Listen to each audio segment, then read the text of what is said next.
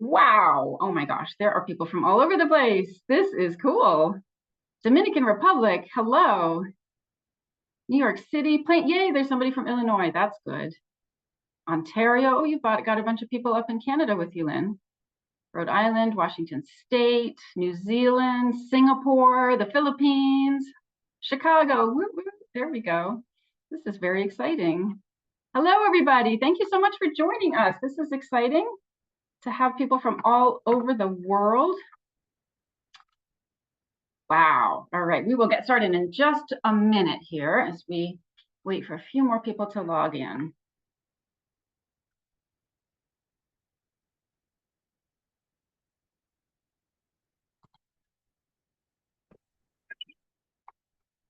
And Florida, Vancouver. Got some fellow Aussies logged in here.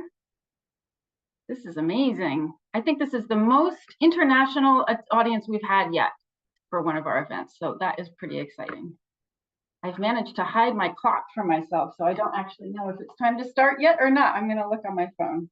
Oh, it's 7 o'clock on the nose, so we'll give it one more minute and then we'll get cracking here.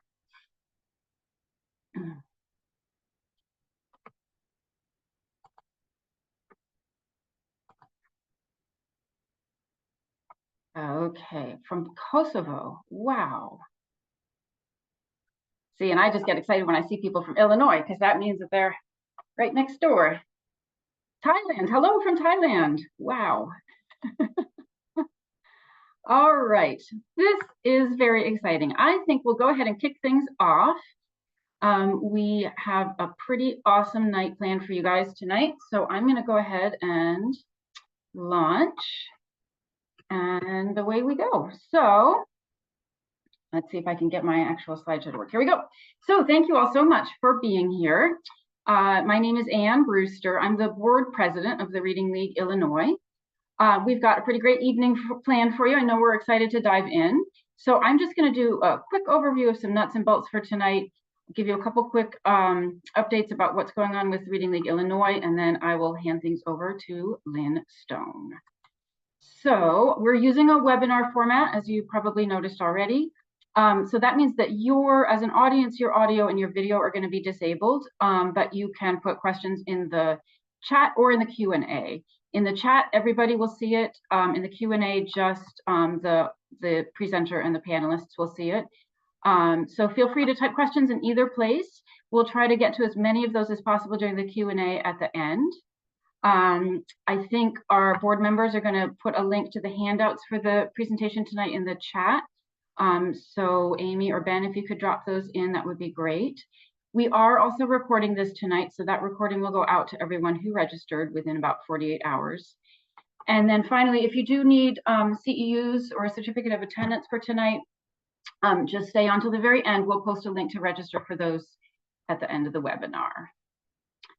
Okay, so I'm going to talk just for a minute about the Reading League Illinois. We are the 19th state chapter of the Reading League, which is hopefully you're familiar with, but the Reading League is a national education nonprofit led by educators and reading experts who are dedicated to promoting knowledge and accelerating the global movement toward reading instruction rooted in science. As a state chapter, we are an all-volunteer organization. We have 9 board members, folks all around the state who just share a passion about improving literacy instruction in Illinois.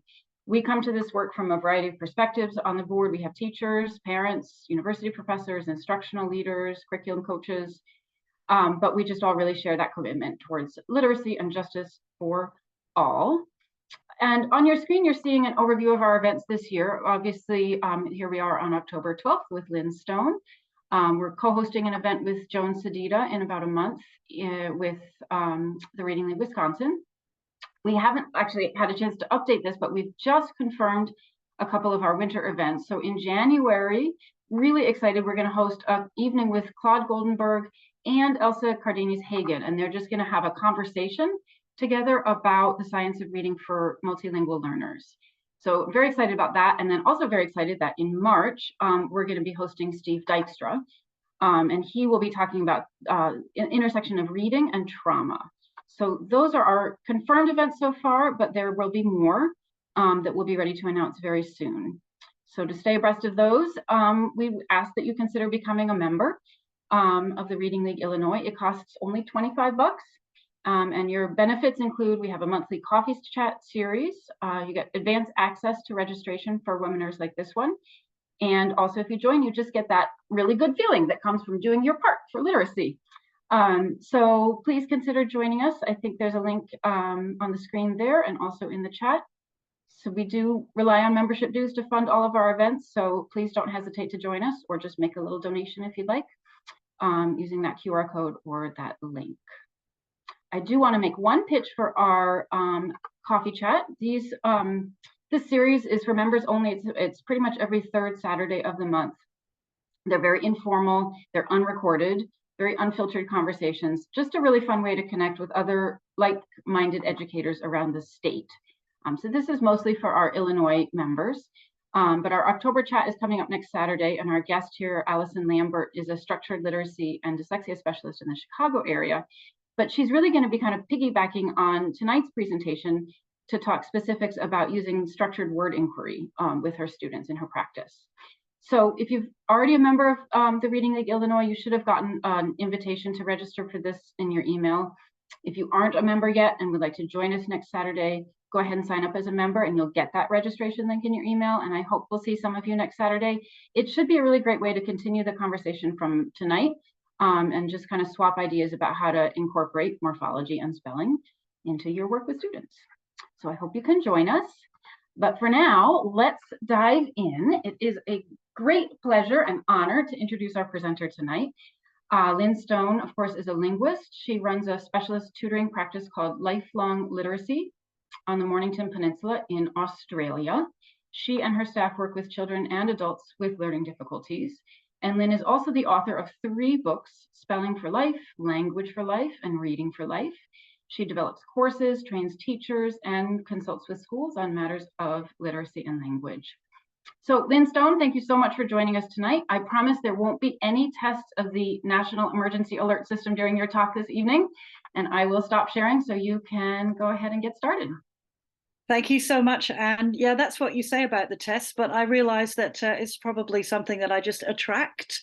Now, for everyone who wasn't at the Reading League, I flew halfway around the world to deliver a talk. And during that talk, there was a national test of the national emergency system, and everybody's phone in the whole room went off every 5 minutes. So it was amazing, wasn't it? But anyway, thank you so much, Reading League Illinois, for having me. It's a great honor. Thank you, everyone, for coming on this night or this morning or this middle of the night. I don't know what time it is, but we definitely have a huge international audience here. Thanks, Australia and New Zealand, for turning out. That's nice. Do you miss me? I think you must, because I miss you. But I'll be back soon. I'll be back really soon. Right now, I'm talking from sunny Edmonton. There's not a cloud in the sky, and it's really beautiful. We'll be doing Spelling for Life here tomorrow with the Northwest Literacy Consortium, Learning Consortium. Oops, I think that is. But anyway, let's get on with our presentation. So morphology and spelling. This is becoming really popular. Becoming a really popular subject, and I'm really glad. Lots and lots of teachers I see on social media are very interested, and other educators are very interested in the crossover between morphology and spelling, where they meet, when you can introduce morphology to children, how that helps spelling, and so on. These are big questions that are being raised right now, and I'd like to talk about the things that have come up during my practice and that might be helpful to help answer those big questions about morphology and spelling. To introduce myself, though, very, very quickly, I do lots of things. I do sort of one of 5 things. I started out as just a practitioner with a linguistics degree, and I got great training, but because sometimes there were gaps in the training that I was using with the students that I was working with, I started to distill practice that was working with them, and they became books. Those books became programs. So I sort of travel around sharing what works with other educators. And then I coach schools as well. So I go into lots of different schools in different contexts in different countries and advise them on literacy and language. some of the things to do with literacy, language learning, I'm not an expert on. So I get experts in to speak for me as well, and they become masterclasses. And that's the collaborate part, which are a great joy to do. And all of that just sort of goes round and round. And that's basically me. That's what I do. What we'll be talking about tonight, though, there's a few things that we'll be covering. I hope none of it's too shocking for you. This is meant to be a bit of an introduction with some practical tools as well. But I just want you to think about this idea of what writing was invented for in the first place. What was writing invented for? Have a think about that. What was writing invented, first of all, to represent? Because I think that's a really good starting point. It keeps us focused on the fact that writing is not necessarily speech. Writing was invented not necessarily to represent speech. It was actually invented first and foremost to represent concepts, not spoken words particularly, but ideas, things that you had to count, things that that you kept track of, like calendars and so on. That's what writing was first invented for. It was invented to deliver concepts in a visual way. Later on, it was then modified through different languages and different systems to represent words, and alphabetic languages then evolved from that. And that writing became representation of syllables and sounds. And in English, writing represents syllables, sounds, words, and concepts. Some writing systems stop at syllables, but morphemes are represented at every level in every writing system. And that's why it's a good idea to learn about them in English. Right? It's a good idea to learn about them in all language, but it's a good idea to learn about morphemes in English. Not only does it help us represent concepts quickly and easily, but it also helps us to spell, be fluent, understand one another, and use the wide range of words that we have in this fantastic language. Now, I want to also talk about a myth that's sort of abounding right now about the English alphabetic system, about the English orthography. I hear in lots of quarters this idea that English has the most complex alphabetic code in the world, and I'd like to just call for a halt in that thinking. English doesn't have the most complex alphabetic code in the world, and in fact, how you would measure that is actually beyond me as well. It's not something that you can particularly measure. Yes, English orthography is complex. It's not transparent like Finnish or Italian or Indonesian. English and Danish are quite opaque orthographies. They've got complexity in them, but it doesn't mean that they're the most complex alphabetic code in the world. The reason I think that myth, that legend has sprung up is because there are lots of approaches to teaching the English alphabetic code as if every single word in English is code for something, and you have to crack the code, in that every single letter sequence is supposed to represent a spoken sound. And that's not true. Not every letter sequence in English represents a spoken sound. Cast your mind back to the fact that letter sequences will also represent concepts, words, syllables, that sort of thing. So keep your mind on that, because it's not the most complex alphabetic code in the world. There's no such thing. If you teach it as one giant code, then yeah, it can be really, really complex. I want you to look at the example of the words denture and pleasure. Now, the URE on the end of denture and the URE on the end of pleasure is actually a suffix that gives us an abstract noun. It forms an abstract noun. So dent, meaning tooth, please, these are the bases that URE is attached to. Now, again, I see lots and lots of systems that say that TURE or SURE are a spelling for the sound je or ja, depending on your accent, right? And this is the bit that worries me, that concerns me. This sort of approach to letter sequences depicting sounds and nothing else. This is what concerns me. This is where I'm seeing casualties.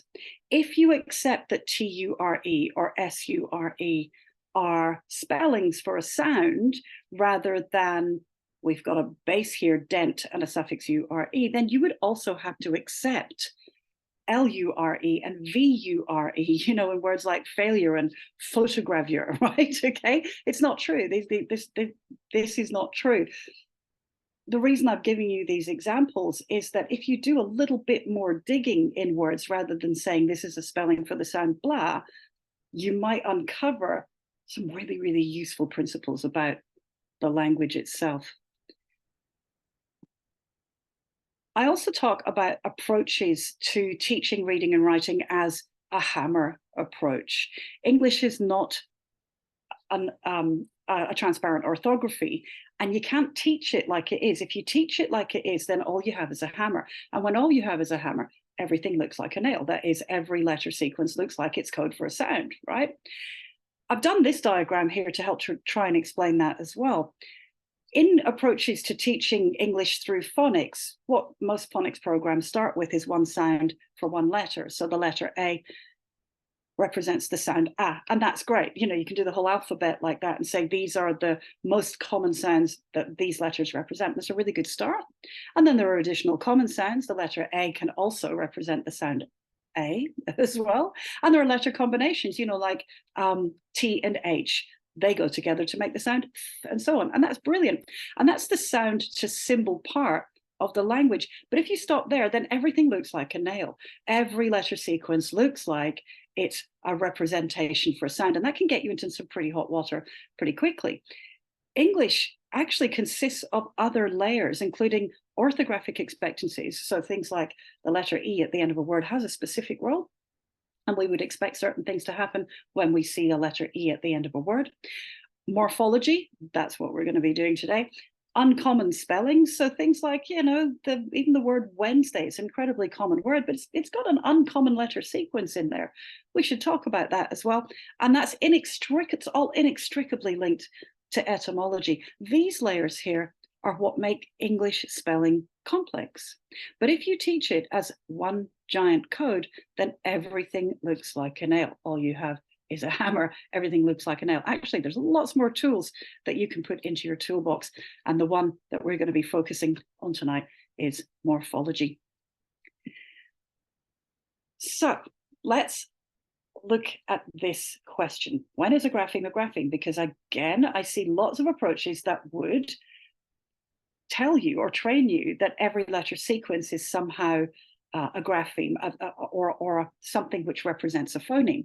Now, we've got to think about some guiding principles here. Firstly, spelling is not speech written down. That's not what orthography is. It's not speech written down. There are definite areas of overlap. Of course, there are. If you cast your mind back to that diagram there, the letters of the alphabet, they all represent sounds, and that's brilliant. But spelling and speech, they are two different things.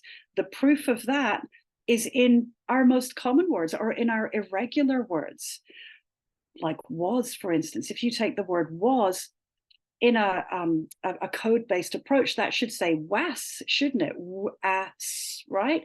But it says was because over time, the speaking and the spelling have split. They've changed at different rates. Spelling is subject to other pressures, different pressures from speech. Speech is very rapidly changing. Spelling is very stable. They're not the same thing. They have areas of overlap, but not complete overlap. This is not a transparent orthography.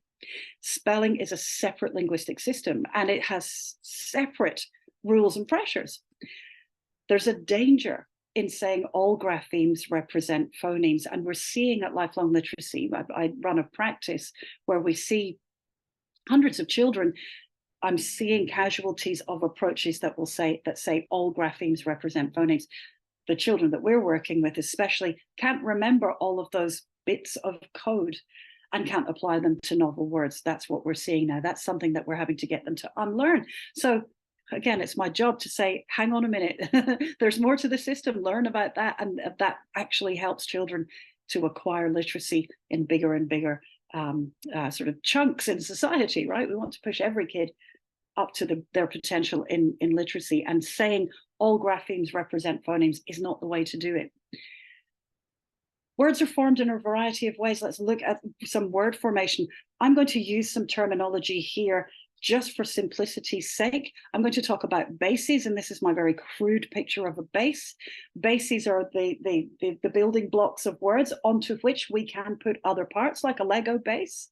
And roots, when I talk about a root, I'm talking about the word, the earliest form or the earliest beginning that word can be traced back to.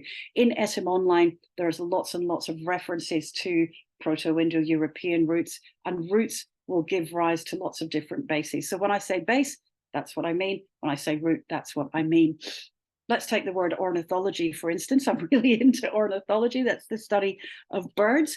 The base here is ornitho, meaning bird or birds. And the root, though, can be traced right back to Proto-Indo-European, meaning large bird. So or means large bird. That's the root right there, the or bit.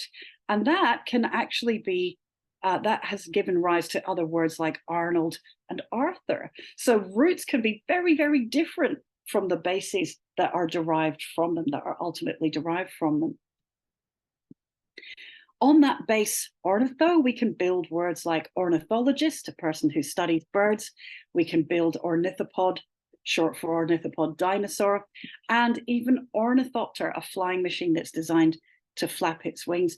And if you've done any work with me before, you'll know that PTER, that base, which I really, really love, meaning feather or wing, occurs in lots of words and demonstrates really, really well how saying that something like in the word pterodactyl, if you say the word if you say the letter sequence PT is a spelling for the sound T in pterodactyl, that then denies all of the information about the base PTER, meaning feather or wing.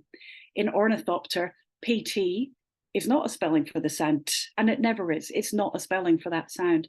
Otherwise, that word would be ornithopter. Do you see how that works? So going to actual morphology rather than just hammer, hammer, hammer, this is a spelling for this sound, is often a lot more productive and, I dare say, memorable for the students that you're working with. All right, so the most common ways that words are formed, well, we get bases, right? And here I've got a bunch of what we call free bases. I've got a noun, a pronoun, a verb, an adjective, an adverb, a preposition, and a conjunction, and these are all bases. Sometimes with bases, we can put other bases with them, like handshake and myself and playtime and so on.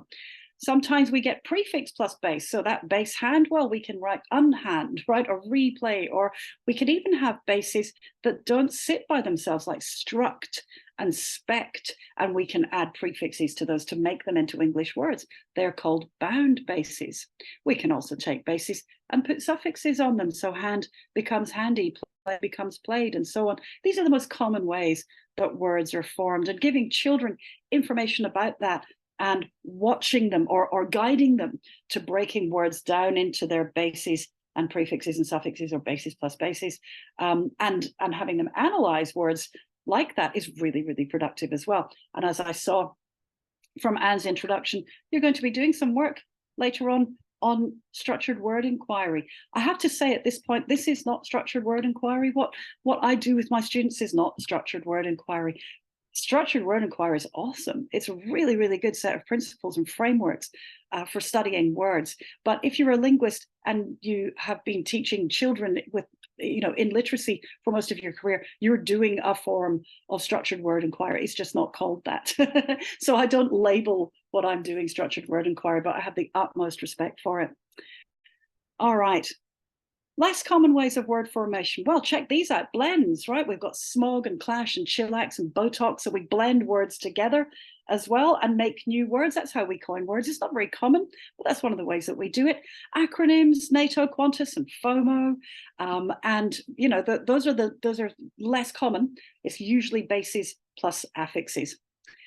Let's think about a good starting point for morphology, though, because I know that that's the question in lots and lots of teachers' minds. Where do I start? Again, there's lots of approaches to phonics that will say, oh, look, give them 2 or 3 years of just code.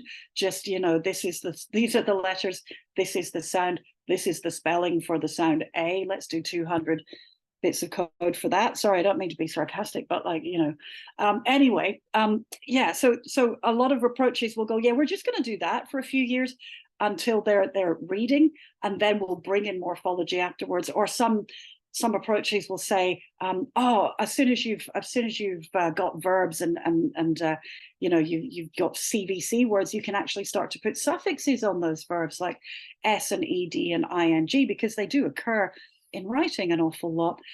What I would say is this, right? If you're going to start getting children morphologically aware, this is where you can start. I suggest this to all the schools that I'm working with.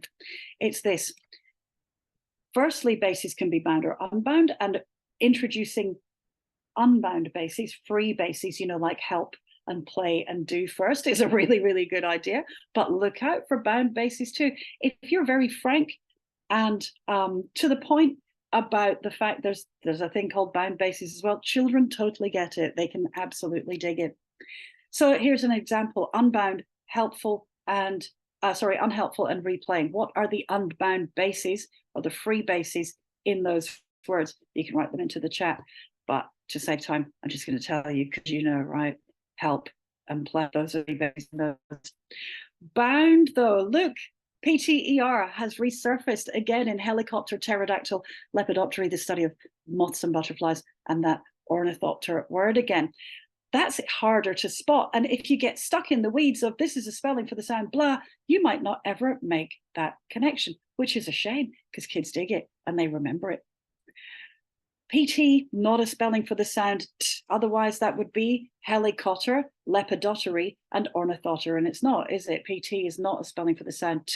It's just that in the word pterodactyl, because we borrowed PTER from Greek, PTER and PT is an allowable letter sequence word initially in Greek, but it's not an allowable letter sequence word initially in English, right? So we don't go around in English going, pt, right? That's one of the constraints on the English language. So what we do is we take the consonant closest to the vowel so that we can connect the sounding of that. And we say pterodactyl, that's the nature. That's why we miss out the P, because we're not allowed to go pt at the beginning of words, but we are inside words, aren't we? Look, helicopter, right?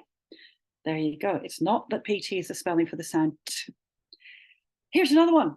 Mortgage and mortal. There's a bound base in there in those two words. Mort meaning death, and if you have a mortgage, you'll know what I'm talking about, right? So mortgage and mortal. I've seen a spelling program try to say that TG is a spelling for the sound G, as in mortgage, because T and G are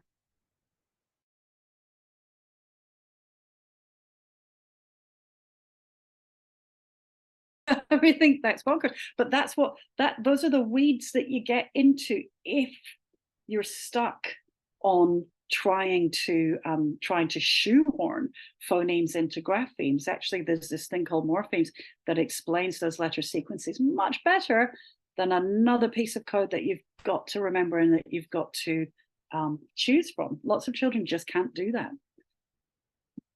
All right. Let's also talk about polysyllables, myths and pitfalls, right? Polysyllabic myths. Recurring word parts that you see in other, letter sequences that you see in words do not necessarily equal morphemes. And there's a danger, again, in teaching children to look for the little word inside the big word. I'll give you a funny example, right? Here's the word can, a nice CVC word, can. Now, if you're training children just to look for zombie words, little words inside big words, you could then say that can also is part of the word scan or candle or coelacanth, right? Okay. Now, this is not a good path to go on. Just because there's this word part doesn't mean it's a morpheme. Can recurs in all of these words, but they're not morphemes. That letter sequence is not a morpheme. Got to look out for that.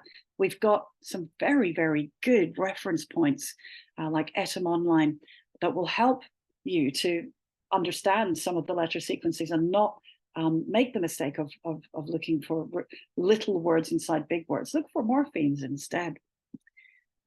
Here's another bit to look at, another thing to look out for, and I really love this idea as well.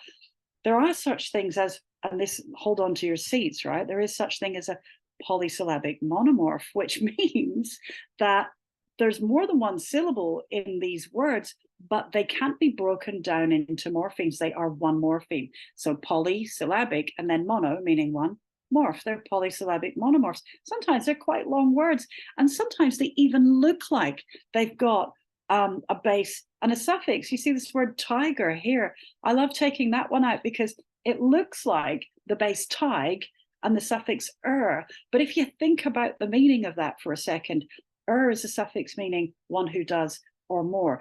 Is a tiger one who tigs?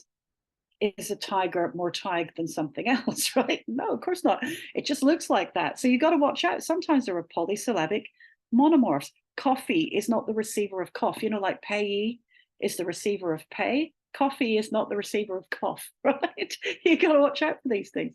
These are polysyllabic monomorphs, and they're really good. They're really good to work with children on as well. They love that linguistic stuff.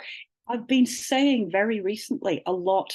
Children they're budding linguists. They're still sort of genetically, if you like, they've got this genetic blueprint to discover things about their language. They're driven to do that. And I think we can stamp that out if we're not really careful in school. And by not talking about these amazing facts rather than fictions about the language. So polysyllabic monomorphs, more than one syllable, but they're only one meaningful unit. And then homophones and morphemes. I wanted to bring this up because we're talking about spelling, and we're talking about morphology and the intersection of those two things and the usefulness of morphology to spelling. Check this out.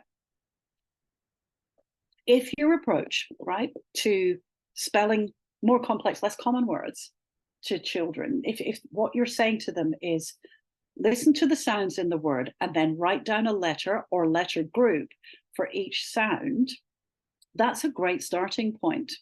I would beg you to try to move on from that as quickly as you possibly can, though, because if that's your instruction, then my question to you is, how is that going to help children distinguish between homophones, right? Like there, and there, or you're and you're, because the sounds are the same, right?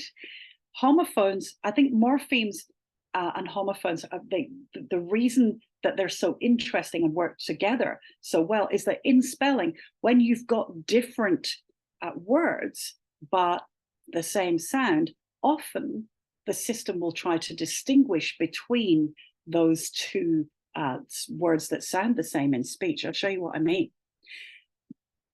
We've got bridle and bridle. Now, if we take the first word bridle there, you can clearly see that it ends with an adjective forming suffix, and you can see how the word bride with final silent E drops its final silent E with the addition of that vowel suffix AL. That tells us which one to spell so that we can be very unambiguous when we're writing. When we read really rapidly, and we need to know straight away which one it is. And morphemes do that really well with homophones.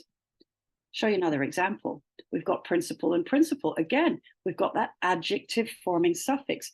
It's a good idea also to say to children, the principal is my pal, and that helps them, right, to distinguish between these two principles. But looking further beneath the surface of all of this, you can see that we've got this adjective forming suffix here.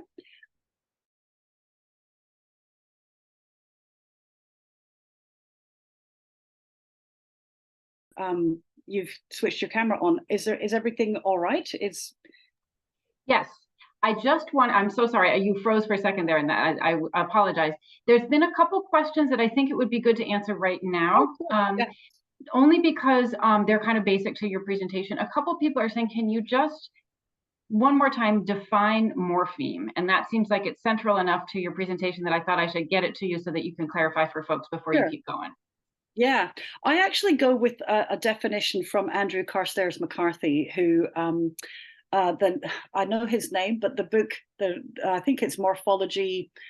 I'll have to come back to you on the title of the book because I don't have it in front of me because I'm sitting in a hotel in Edmonton. But what he talks about in terms of the definition of a morpheme, is a minimal structural unit, not necessarily a meaningful unit. There's this kind of, again, there's an approach to morphology that says that morphemes are the smallest possible meaningful unit in a word. And yeah, morphemes carry a lot of meaning, it's true, but actually from a greater sort of linguistic perspective, they carry structural information as much as meaning. So my definition is a structural unit, and it's the smallest structural unit. Eme means the smallest possible version of. So that's a morpheme. So it's a base, or it's a prefix or a suffix. They have structural information, often incredibly meaningful as well. Of course, I'm not saying they're not meaningful units. I hope does that. Yes, that's perfect. Yes. Thank you so much. Yep. Carry on. This is great. Thank you. Fabulous. All right. So looking at that adjective forming suffix there, principal is an adjective as well. We've turned it into a noun. Sometimes that happens. Language changes by use. But we've got this noun forming suffix here, le. If you go to Etymonline and look up le, you'll see that it's an agentive suffix, and it used to be spelled el and then l, and over time it's more common to spell it le. That's a really good lesson. A consonant plus le word finally often has this sort of structure to it and this meaning to it that helps us to spell and distinguish between homophones. I'll give you another example. Baron and baron. We've got, again, they sound the same, but they're, and you can look these up as well. Look up the suffix on, look up the suffix en, and see where there's a difference, and create word families with those homophones in there, and how they are structurally different, even though they sound the same. Sounds only get you so far.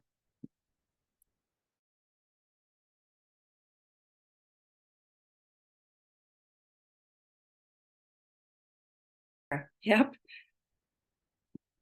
And these ones, I love these ones.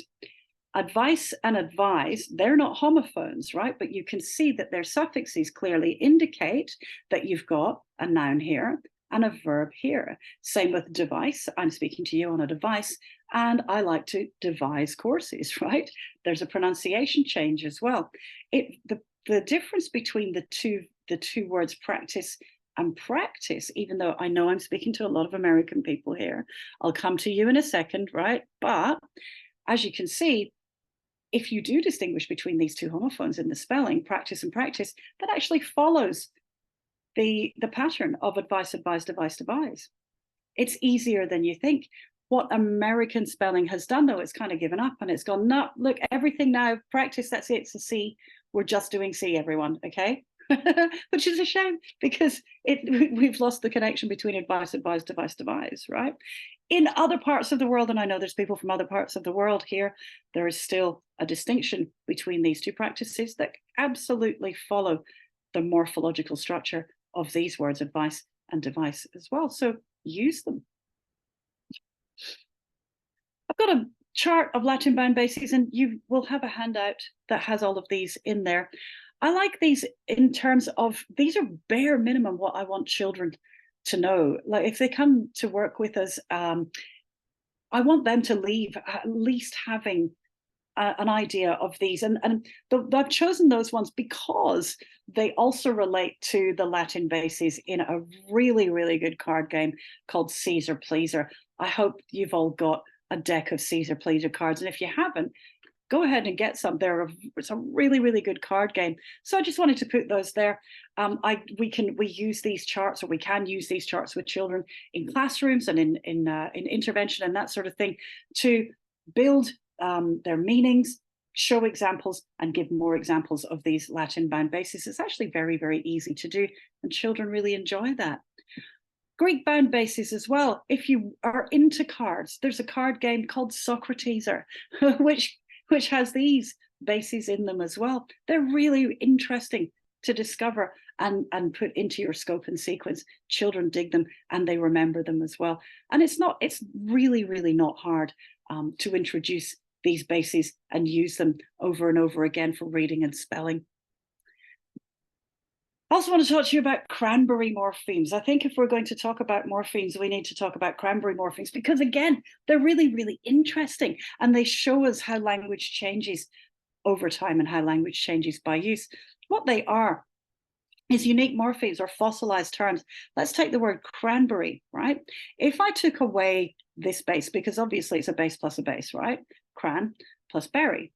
If I took away cran and put in a different base, I would be able to distinguish the word cranberry from another type of berry. So I could put straw berry here or blue berry here, right? So that gives it morpheme status, but there's no other word in English that contains cran with that meaning. So it's called a cranberry morpheme because of the word cranberry, right? It's fossilized. There's only one of them and it doesn't occur in any other word in English. I love that. Children love that. They really dig that. Same with gormless, right? If I took away the base gorm, which only occurs in the word gormless, there is no other form of gorm anywhere in any word in English, I could replace that with hope or help and so on. So that that's a base that distinguishes that word from all the other words that end with the suffix less, right? Same with lukewarm, same with unkempt. There is no kempt, right? Kempt is a fossilized cranberry morpheme. There's lots of these in English. They're really good to talk about with children too. Also, connecting vowel letters. These are letters that will join morphemes together, bases plus bases, bases plus suffixes. In Greek-derived letters, if you go back to the Greek chart there, sometimes there's an O, the letter O will join bases and suffixes or bases and bases, and you can hear the O, like in the word pedometer, right? You can hear the O there. Thermostat. Phonology, taking away the final silent E in phone, meaning sound, taking away the final silent E in log. Good stuff, isn't it? Done some word sums there. And helicopter, the O in helicopter, it's the helic. Relate that to the base helix, right? For spiral that we have there. And pterodactyl as well, P-T-E-R, meaning wing. Dactyl, fingers and toes. Here's another joining vowel. I call them joining vowels. They're in, I do believe in structured word inquiry circles, they're called CVLs, connecting vowel letters. So there's a few terms for them, but they mean the same thing. When you hear in Latin words, the I, like in conifer, that's a syllabic Latin I joining vowel, aquifer.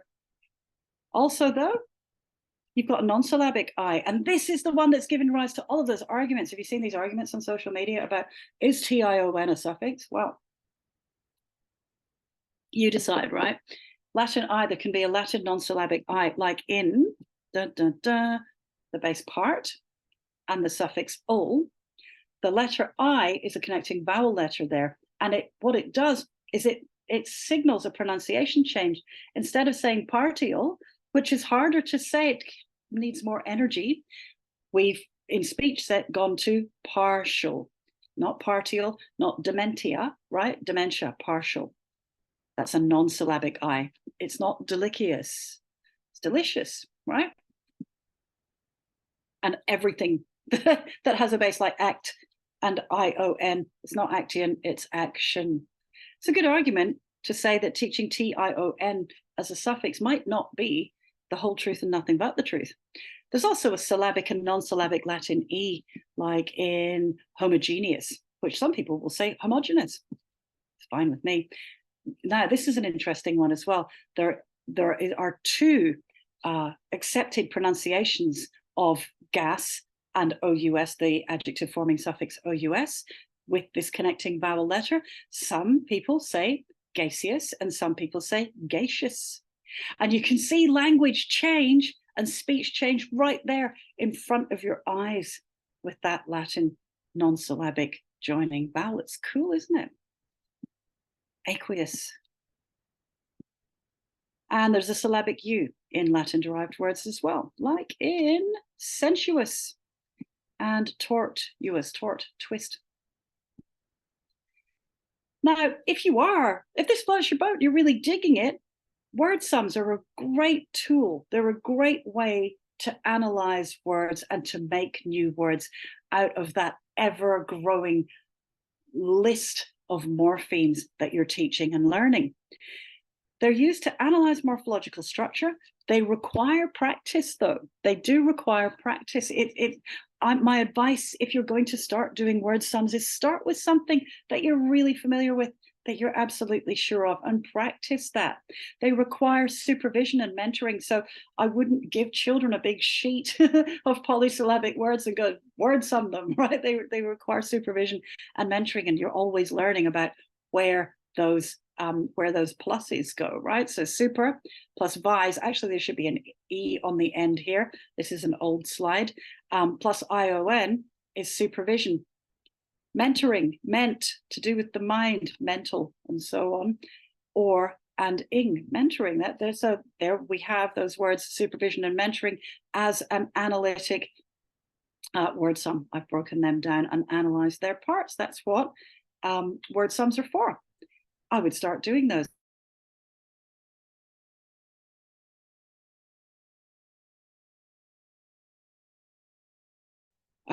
There should be an E, and I'm stand corrected here.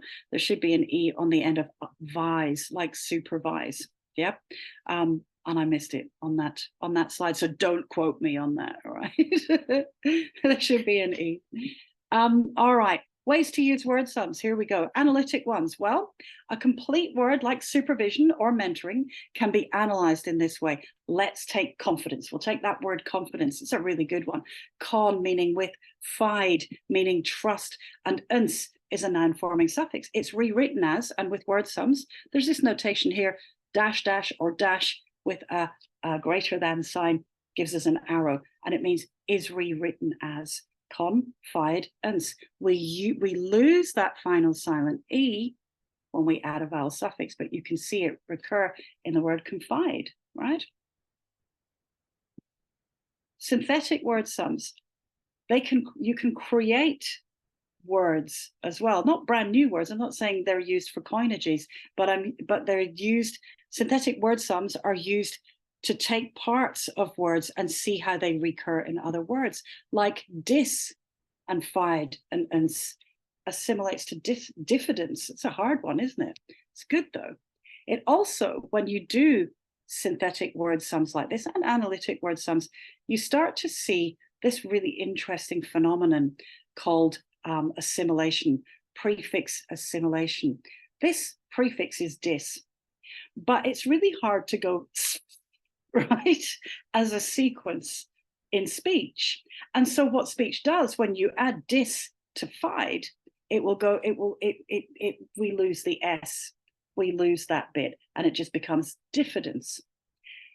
What the spelling does, what the orthography does, is that it shows that we have that assimilation by doing consecutive identical letters. So we're making the end of that prefix identical to the beginning of that base. And that's why we have a double F in diffidence. It's not that double F is a grapheme, right? It's not that double F should be taught as a piece of code for the sound, because that's not what's happening in lots and lots of these words. So synthetic and analytic word sums really help to show that with assimilation. Infidel, even in, fide, L. It's good stuff. All right, so what I want you to do, some exercises here, just a few.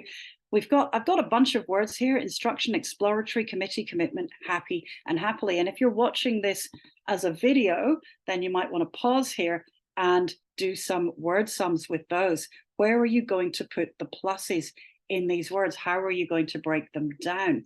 Do you have any other examples of some of the bases in these words? I'll give you a minute to look and see if you can isolate the base and make a word sum out of those words.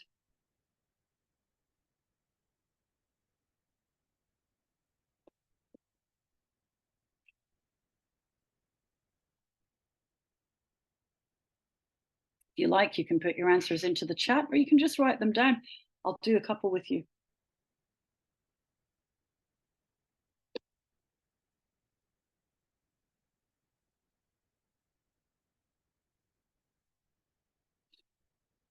All right, let's go. Now, there's something I want you to realize as well about when you're doing word sums, when you're breaking words down into their morphological units. Prefixes and suffixes are quite easy to spot. And when you teach them in a coherent scope and sequence, it makes it much, much easier to find those bound bases, because bound bases are quite hard. And there's lots of them. There's tons of them. Whereas prefixes and suffixes, not so many. It's a kind of finite set. It's what word sums are really good for too. So I'm going to put the plus there. Look, we've got our base, we've got our prefix in. Looks like an upside down T, but it's a plus, right? In plus struct plus ION. When you do word sums, also, it sort of stops you clinging to TION as a suffix, which is really nice. It's really productive. All right, exploratory. What is the prefix? I think you got it right. X. And then we've got plor. And that plor would have an E on the end, but you can show within that word sum how we take the E away when we add the suffix ate, explorate. That's not a real word, but it does form part of the next morpheme, explorate, and or one who does, plus the suffix y. It's good, isn't it? Exploratory. Committee. Well, here we've got con, but it assimilates. Do you see how we've got consecutive double letters there? Yep, that's because we have an assimilation here. It's usually con, but it's really hard to go, right? So speech goes, committee, we're not going to say that N. And spelling goes, all right, well, we'll put an M there. That's what's happening there. And then we've got mit, to do with sending. And MIT is consonant, vowel, consonant. And it doubles when we have a vowel suffix. That's why committee has got two T's. And that's actually a triple double, for lots of different reasons. Assimilation there, consonant, vowel, consonant doubling there, and we've got the suffix double E. Yeah, it's good, isn't it? All right, commitment. Well, you know where the pluses go in the first bit, right? Because it's con and mit again, and then we've got our suffix mint. Good stuff. Happy can be analysed as one morpheme, or it can be analysed as hap, consonant, vowel, consonant, plus vowel suffix y. Y counts as a vowel suffix.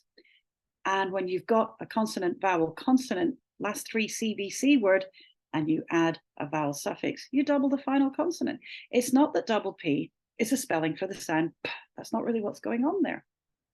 So if you do that analysis, then you can, and by the way, hap means chance or luck. So we've got hapless, happen, mishap, and so on. It's a really good way to analyze it, I think.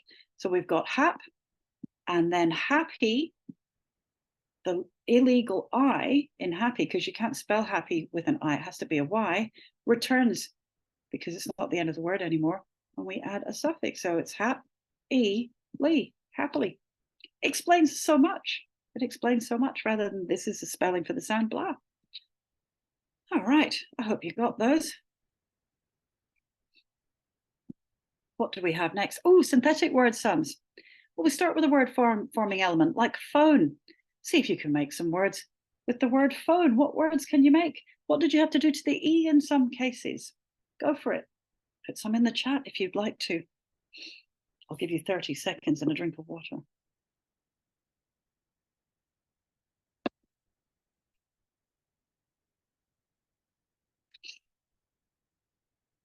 Actually, looking at the chat now. Oh, look at that. Phonemic. Phony. That's an interesting one, David. I'd want to look that up. Telephone. Phoned. Yeah, good stuff. Phonograph. Allophone. Ooh, nice one, Erin. Hi, Erin. Yeah, phonological. Look at that. Anglophone. I love that. Anglophone. English speaking. English sounding. Now, Phoenicians. I want to look up the Gina. I want to look up the origin of that actually. Jasmine, homophone. Yeah, no need for your question mark. Xylophone, xylo, wood, or xyle, wood, right? A xylophone. You make sounds out of wood. How cool is that? Euphonium. Oh boy, you guys are getting well sophisticated here, right? Good stuff. Megaphone, phonograph. Oh, dictaphone. I love it. That's really good stuff. Thanks. Thanks, folks. Brilliant work. Yes. Telephone. I got some more.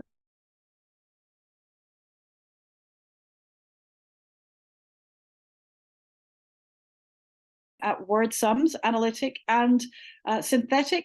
Then what you can do with those word sums is that you can actually go to this fabulous website. I hope you all know it, called the Mini Matrix Maker. And that is neilramsden.co.uk /spelling/matrix. And what you can do is you can actually put your word sums into this kind of algorithm, this app, and it'll come up with a beautiful visual like this.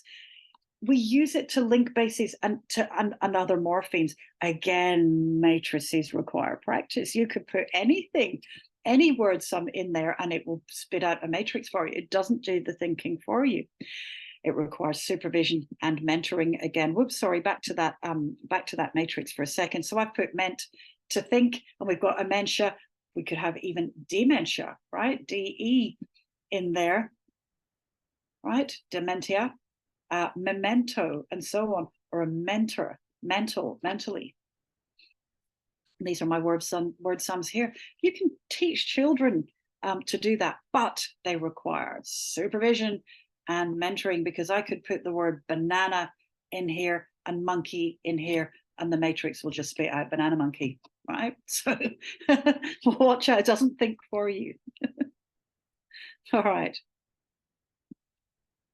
What we use at Lifelong Literacy to tie all of this together is something called the 4-step process. We kept taking 4 steps. We kept in our sessions when we were looking at words and studying words with our students and building knowledge while we did it, we found that in our sessions, in our very, very small sessions, our 45-minute sessions, we needed to tie everything together, not just we're going to study this word this week, that's it. We needed to give them practice in reading and spelling. So with our 4 steps, the first thing that we would do is put words into a sentence.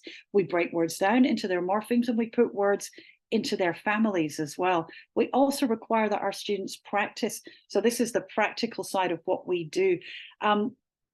You can adjust and sort of what's the word I'm looking for? You can amend this 4-step process as much as you like. It's a bit of a step beyond structured word inquiry in that it has a practice structure in it, in that it also is very, very clear about constructing high quality and modeling high quality sentences. And we're also trying to link all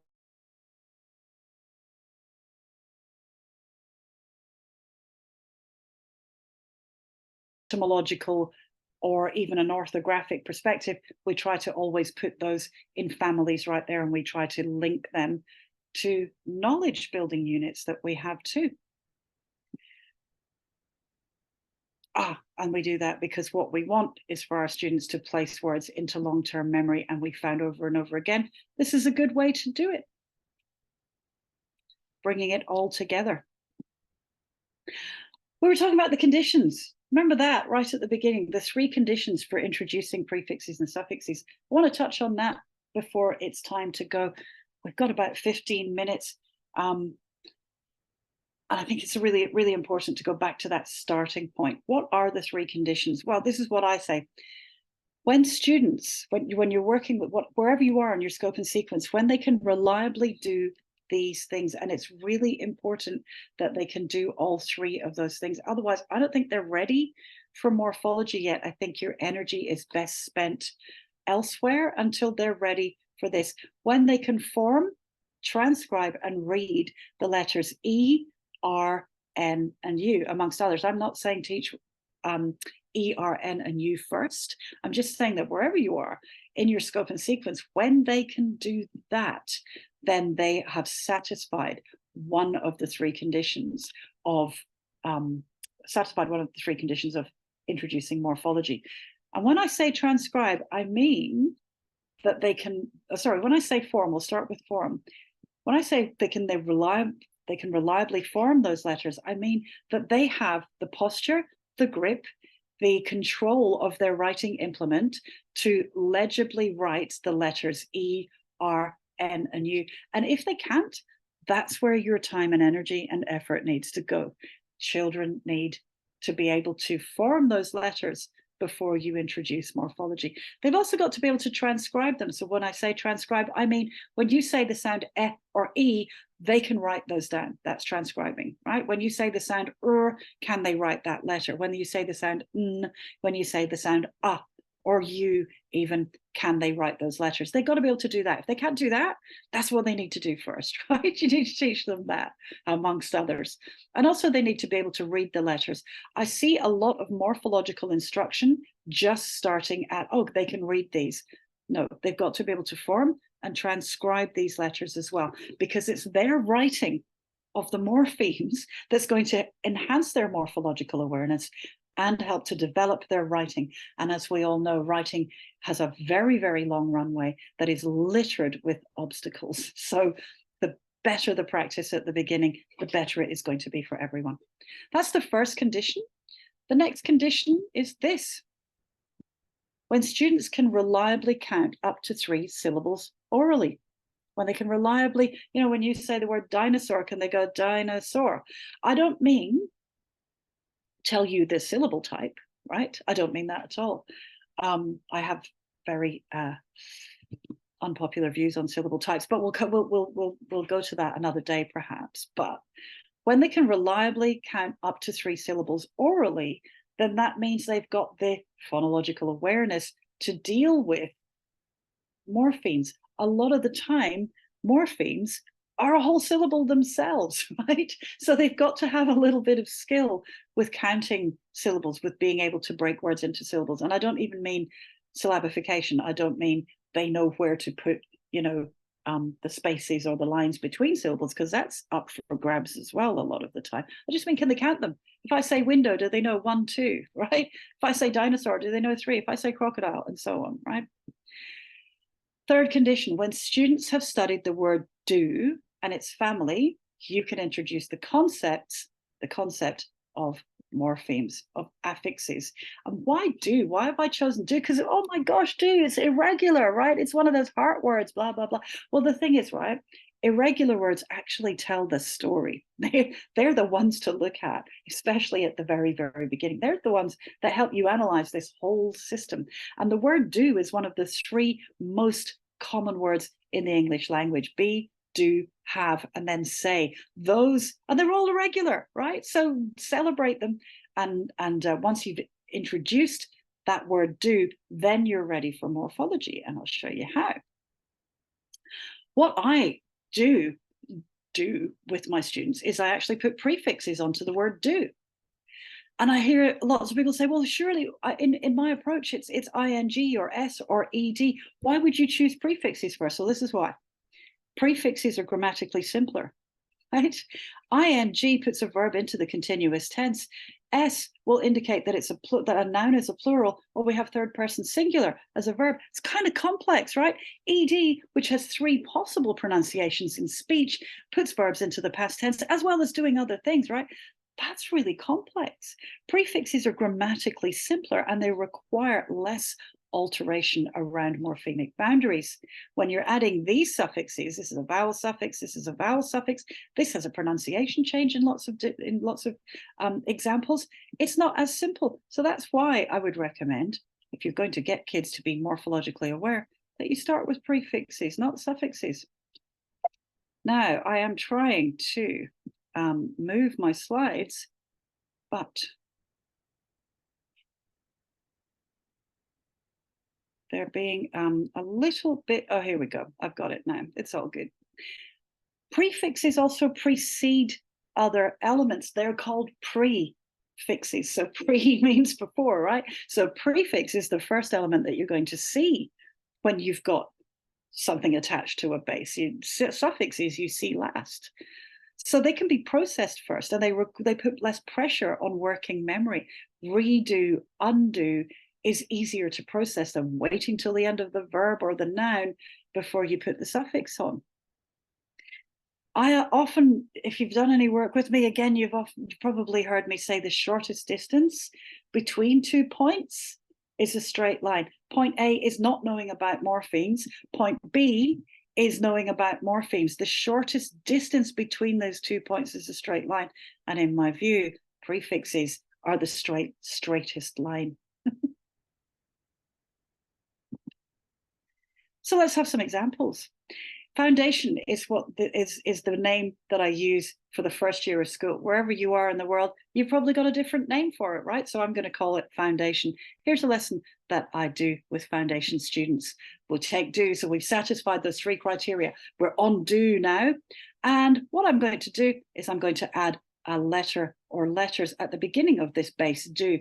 And I'm using words like base incidentally, implicitly. I'm using them. I'm not saying to them, this is what a base means. I'm showing them right there with a worked example what a base is. So what the base do, and I'm going to add a prefix, a letter or letters at the beginning of that base, and I'm going to write it as redo. Re plus do is redo. I'm going to do that with un as well. If you undo something, un means the opposite of, re means back or again.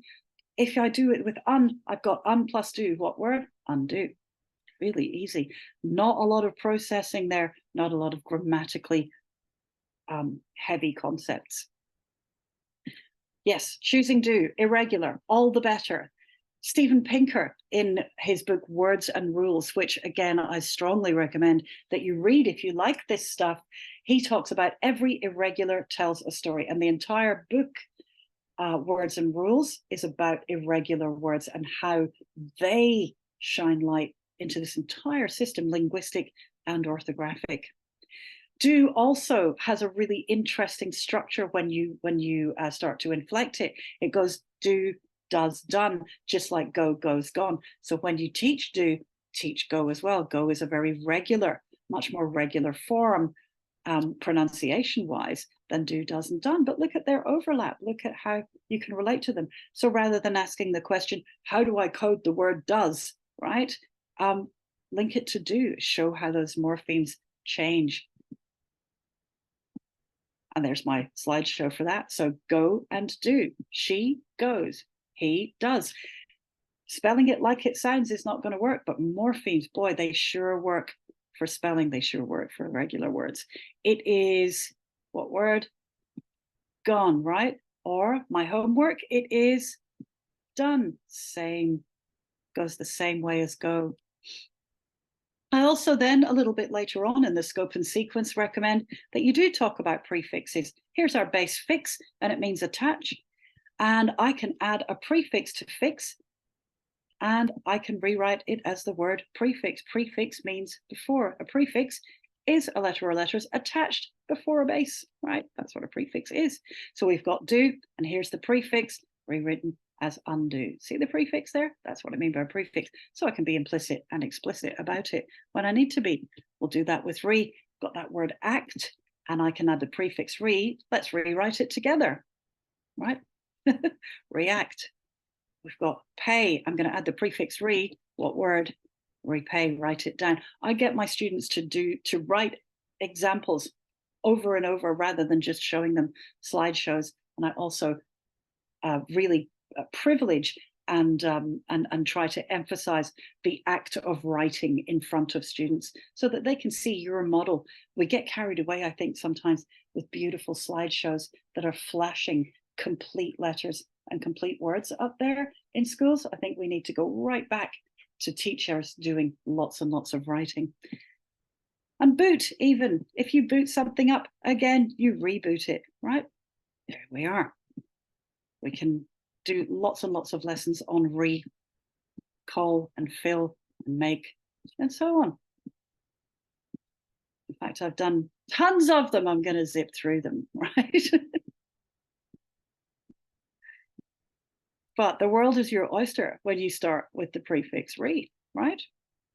To end, I want to do one other lesson as well. It's one of my favorite ones. Whenever I do a Spelling for Life workshop, I will harvest the words that people find most difficult to spell, most difficult to teach, or most difficult for their children to remember. And I want to show you how morphology actually helps with the spelling of tricky, so-called tricky words like said. That word said comes up all the time. So at the beginning of every Spelling for Life, I'll have a whiteboard and it will have all the words that the attendees have suggested at that point, and said is always on it. So let's do said. Let's use morphology instead of asking the question, what are the sounds in said, or what's the heart part? And heart words is good, but let me give you another tool, right? Instead of asking that, let's look at the structure. Let's look at its family. The feature of said, the thing that makes it kind of difficult, I suppose, or irregular, is that it's an irregular past tense. It's got a family. There are two other words that go just like said. One of them is lay, and that's a really common word and very regular, L-A-Y, lay. Hopefully in your scope and sequence, you have said to children that there are two possible spellings for this sound A. Oh, there's lots of possible spellings for the sound A, but there are two digraphs that are very, very common that indicate the sound A. One of them is A-Y, and the other one is A-I. In the word lay, how come we don't spell it L-A-I? Looking at the chat, I'm asking why can't we spell lay L-A-I, right? Yeah, Judy says AI comes in the middle. You're right, right? English words and don't end with I, right? Exactly. Okay, so we can't spell it L-A-I. It's got to be L-A-Y. That's a good grapheme. That's an awesome grapheme. Good. Look at all this, because AI comes in the beginning and the middle. You can't have I at the end of English words, okay? However, if we want to take lay and put it into the past tense, we can add the ed suffix, L-A-Y-E-D, right? But we don't quite do that. What we do is that we return the illegal I. Do you see the correspondence between the Y and the I? And then we add the ed suffix. But if we left it just as ed, what we would have is L-A-I-E-D. And you know what? We don't need all of those letters. Yeah, we've already got the A saying A here. So the orthography goes, you know, we actually don't need the E from ED. We're just going to have it as a D. We're going to be economical, and orthography and language itself is economical. That's the mechanism. That's what's going on there. Return of illegal I, don't need the E from ED. We've served our communicative purpose by just L-A-I-D. Let's try it with a new word. What about pay? What's the mechanism, right? What's happening in pay? Well, we've got return of illegal I again. Today I pay, yesterday I paid. Do we keep the E? No, we don't. Pay goes to paid, like that. Now let's do it with say. It goes the same way. Today I say something, yesterday I said. Now, what do you notice about said? In most accents of English, it doesn't rhyme with laid or paid. However, morphology, using morphology rather than phonology for this word, shows us that return of illegal I and dropping that E from the suffix happens with said as well. There are some accents of English that would still say said. There's dialects of Scottish where people will say said, right? But say, pay, lay, they go the same way. Morphology helps us to spell. If you ask the question, what is the structure of that word and what is in its family, rather than what are just the sounds in this word and what graphemes can I shoehorn into those sounds? If you ask the question about structure and family, then you're doing morphology and etymology. And the more you do that, I think the happier you're going to be. Thanks, everyone. I will stop sharing now, and it is question time. All right, question time. This is exciting. So thank you so much. That was fascinating. There are many questions, and I'm going to try to kind of summarize them. Or if you want to try to scroll through and just pick out a few that you really like, you can do that too. I will say that one question that is coming up a lot, and maybe you could start with, is people are looking for resources and a scope and sequence. Like, I think people want to do this, but they're sort of like, oh my gosh, where do I even start? So are there recommendations you could make about that? Well, yeah, I mean, look, I because that question comes up a lot, I've got my own morphology masterclass that people can do online, which contains a foundation to 6 scope and sequence for prefixes, bases and suffixes as well.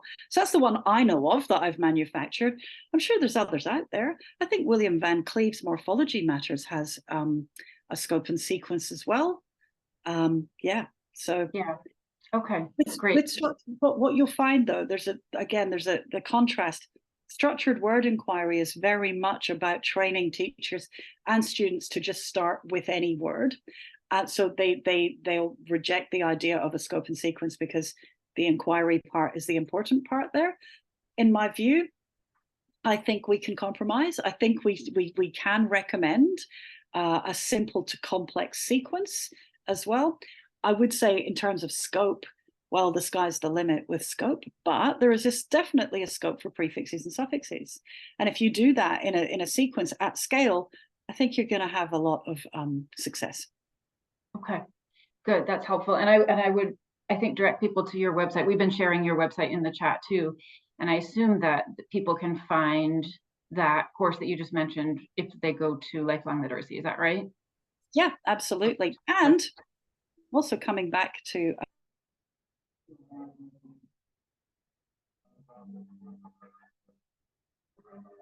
live in person. Say that one more time. I think you froze for just a second. Can you answer that question one more time? Sorry. I gave you the winning lottery numbers, but I can only tell you. So sorry, no, that's my stupid frozen joke for Zoom. Sorry, everyone who's heard that before. It's lame, isn't it? But no, I'm in January. I'm coming back to the US, and I'll probably try to do some live morphology face-to-face classes in the US. Oh, very cool. Around as well, but I'll let you all know. I haven't got any specific dates there. Okay, terrific. Yeah, there was one question that was a little bit more specific, and I just thought I'd throw it out there that wondering whether she's a homeschooler, I think, and wondering if this would be the kind of thing, and if your class would be appropriate for her working with in a homeschool situation. Do you feel like it applies more in a classroom setting or more broadly than that? Well, here's the thing. The more you practice this, the easier it gets and the more you learn about it. If you're teaching one child and you're teaching that growing child, you could learn lots and lots, but you know, you're never going to get to practice it with the kind of on the scale that a teacher would get to practice it. So I'm not saying don't do it. I think everyone should do it, but you kind of get one shot at it when you're homeschooling with one child. However, you may turn that child into an absolute word nerd, and then for the rest of your life, you know, you can have fantastic conversations with your child. So yeah, but this stuff, I'm still learning about it. It's one of those things where experience and thinking about it over time makes you better and better at it. So, you know, you may want to go into private tuition or something once your child has fledged. Yeah, there you go. Exactly. Okay, so a couple other kind of specific questions that I wrote down. People were talking a little bit, there were a lot of questions about sort of like, when do we start? And you addressed those 3 conditions that you feel like need to be in place. And then a follow-up question to that I thought was interesting was, what about an older student who's maybe still consolidating their basic code? Like if an older student doesn't meet those 3 conditions, would you wait until they did? Or because they're older and perhaps more comfortable with morphology just in their spoken language, would you go ahead and dive in? It's like a triage, right? It's a triage question. So if you're working with a student who can't reliably form and transcribe the letters R, E, U, and N, then that's where your energy's got to go. They are well behind, right? If they can't do that and they can't count up to 3 syllables and they can't read and write the word do, yeah, your energy needs to go there. But there aren't a lot of older students who don't satisfy those criteria. However, you got to get that done first, right? Otherwise, you're not going to, you can flash all the morphemes you like up at them, but what you want is for them to transcribe them. You want them to write them down. Writing consolidates and puts words into long-term memory. If that's where your energy needs to go, that's where your energy needs to go. Okay, so it sounds like you're saying just kind of get them through that as quickly as you possibly can, but don't skip that step to go right to morphology. It's an emergency, right? Right. If you can't do that, you've got to do that. Yeah, okay. Okay, another question was about your four-step process. People were intrigued by that, and I think we're hoping maybe that you could talk just a little bit more about it, and specifically what the practice part of that looks like. Yeah, the practice part of it is to do with using a spelling voice, basically. So you know how when what we try to teach is the habits of good spellers, right? Not the habits of bad spellers, the habits of good spellers. And good spellers will go around using their spelling voice all the time. We all go Wednesday still, don't we? Even as adults, because we're good spellers of that word, right? Now, if we expand that out, then using a spelling voice when we're practicing words is really, really efficient. It takes the transcription part out of the practice. I've seen lots and lots of word practice, write this word over and over again. That's actually quite taxing for working memory, even for, your posture and your grip, all that sort of thing. If you say the words two ways, first for spelling, then for reading, Wednesday, that's actually really, really efficient. So that's what I mean by practice. We get our students to practice their words, skizzers, or ONE1. Sometimes it's the sounds, sometimes it's the syllables, sometimes it's letter names, depending on the structure of those words. So I can't tell you which ones or which. You're going to have to figure that out with your students. Okay, but I have to just ask you one because I'm sitting here thinking about how I would do that. So what about a word like infectious? What would be the spelling voice for a word like that, where you've got that connective I and that suffix? Yeah, and it's the IOUS that's hard, isn't it? So it's infect, and then I would go E for that I, us, not the letter E. I would definitely have to build families and sessions around the fact that prior to that suffix, OUS, AL, ENT, the suffix is that letter I, that joining vowel is said as E, infectious, part E, O, partial, right? Yeah, so that's how we get our students to practice those. Wow. Okay. Why E? Because because that can be a syllabic I as well. So if you've got a word like million, right, then it's realized in the phonology as indicating palatalization, like station, or in the word that that I gave you there, million, scorpion. Yeah, vestigial, it's making an E sound. So that's what we use for that rather than I. Got it. That's my shorthand. You can do what you want, but that's the shorthand that continues to work for me and our students. That is fun. I'm going to be thinking about that tonight when I'm falling asleep. I'm going to be practicing my spelling voice. Let's see here. There were a couple of sort of technical questions. One, which I'm curious about too, so I'm just going to ask, even though it's very specific. Is there a reason in word sums why we use an arrow instead of an equal sign? It's a convention, I think, that was put forward in structured word inquiry circles. And I used to use an equals as well. But the arrow is supposed to indicate is rewritten as rather than equals, because there's changes. So if you've got a word, like a confidence, the base is FIDE, but it's rewritten as, it doesn't equal, right? It doesn't equal confidence because the E disappears. So it's just a tiny little bit more precise. I do believe that's the origin of that, and I've adopted that convention because it makes so much sense. Yeah, that makes sense to me too, because it's not like you're adding it all up and just kind of writing it all out. You have to do some thinking and some rewriting. Okay, yeah, that makes sense. Yeah. Okay. All right. Well, we are getting close to the end of our time here, and I do want to make sure that I share out how people can get their clock hours. So I'm just kind of quickly looking through my question list here. I have to ask you one more question. This is one that I wrote down for myself, and I think a couple other people asked it too. But you were explaining the consonant LE syllable, and that has an indicator of structure or function within. Can you just go over that again? Sure, and to so that it's not just coming from me, if you go to Etymonline, right, and type in and I know you all know Etymonline, you do, and if you don't, you've got such a good surprise coming, right? But the online etymology dictionary, if you go to that and you type -LE, It is defined as a word forming element, an agentive suffix, a suffix that says this is the doer of this is a noun, right? So it's a Okay. suffix. Structurally, it's a suffix, and it's the more modern spelling of the suffix el. So if you've got words like camel, channel, caramel that are spelt el, they're older spellings. It's Mm. it's really fascinating. So you can actually take and I do this in Spelling for Life. You can take, it's called consonant plus le, and you can take all of the consonants of the alphabet and add le and show how those letter sequences occur in noun formations. More commonly than everything else because it's a suffix.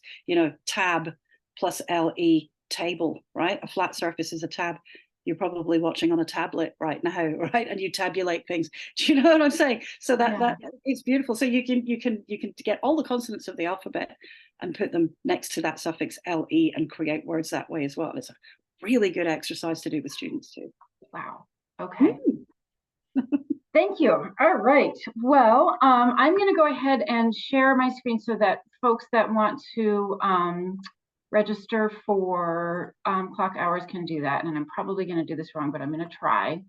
Can I also, while you're doing that, and just address a question from David? And I just wanted to, I saw that question and wanted to answer that. He said, do you have any advice for teaching deaf students spelling?